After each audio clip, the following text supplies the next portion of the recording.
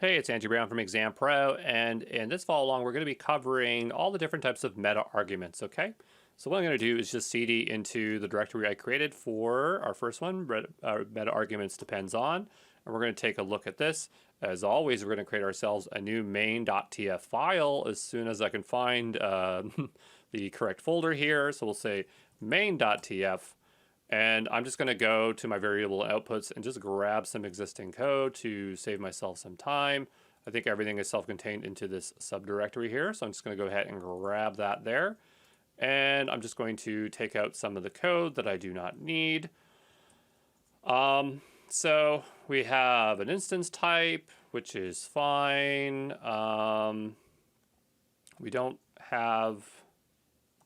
need that. We don't need validation. We don't need to put the description in there.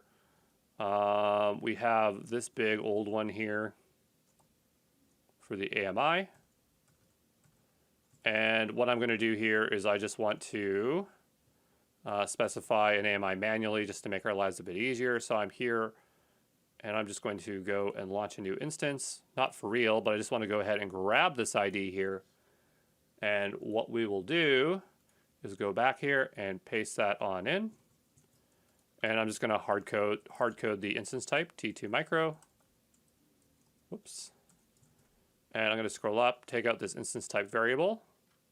Okay, and so then we get a very small file, makes our life a lot easier. And so as always, we need to do our Terraform init.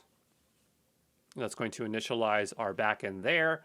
And we saw depends on earlier. It wasn't super complicated how it worked. It was just that if you wanted something to be wait for the creation of something before you do something else, that's what it would do. So I think in this case, what we should do is make an S3 bucket. So we'll say, and I got some old tabs here, so we'll just close these out. And we'll just say like AWS S3 bucket Terraform. And these aren't really related in terms of their use cases, but just the fact that we can set this on anything. So what I'm going to do is go ahead and grab myself this code here. And I'm not sure how that happens. Just close that out there. And so I'm just going to go ahead and paste in this S3 bucket here. And this is like having a unique name. So you have to provide something that is, well, I guess we can just call this bucket. But here, this is like having a domain name. So I would strongly recommend to be very unique here. So I'm just going to pound in a bunch of numbers and just say depends on. Because I don't want anyone to be using that. I don't need a private. I don't need to set any tags. And that should be enough. But what I want to say is that I want the bucket to only be created after the AWS instance is created, okay? So if I go here and put depends on, okay? And then we say AWS instance, my server.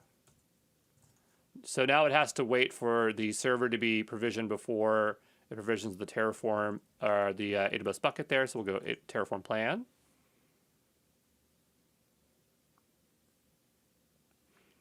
And if we just expand this a bit, we'll see that it will create our instance and then our server. You know, I'm actually curious is what would happen if I was to take this and paste it here. Would the order change in the plan? Would it actually show in order of creation, or is it just saying these are all the resources and what we're actually going to see is after the fact, like what order it will create it in? So I go here.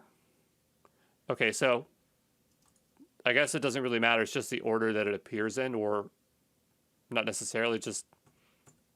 All right, I was just curious about that. So what we'll do is we'll go ahead and say Terraform apply, auto approve, and we'll let that go ahead and provision. And so if we go over to our AWS account here, and we go over to S3,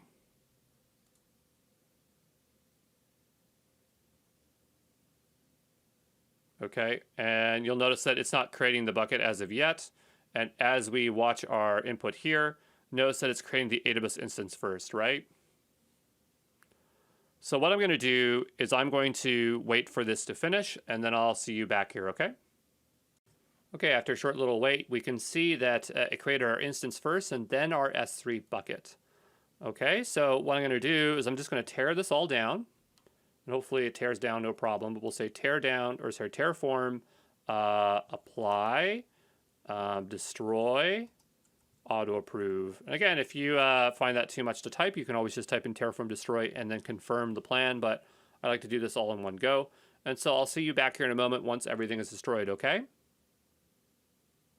All right, so after a short little wait there, our server has been destroyed, our bucket has been destroyed. So now what we want to see is if we were to take the depends on, and we are to move it down below here, we're obviously going to have to change this because we can't self-reference ourselves or we're going to be an infinite loop. But we'll paste that in there and call this, whoops, we'll call this a bucket here. And so what should happen is when it does the Terraform apply, it should try to create the bucket first and then the instance, and we'll know that by the output here. So it doesn't like what I typed in this because I guess it didn't take what I typed. So we'll just scroll up here, paste that in, oops. Copy and paste when you're in Vim mode in VS Code is terrible. Okay, we'll hit up. And so now what we should see is the S3 bucket being created first, okay? So see that? The S3 bucket is being created first, and then it's going to create the instance. I'll see you when this is done creating, and then we'll just tear it down, okay? All right, so that's done there. And so let's go ahead and just tear that down because we're all done with it. And I'm doing destroy auto approve. So that's just going to automate that process. And, you know, then I'll see you into the next follow along, okay? So see you there.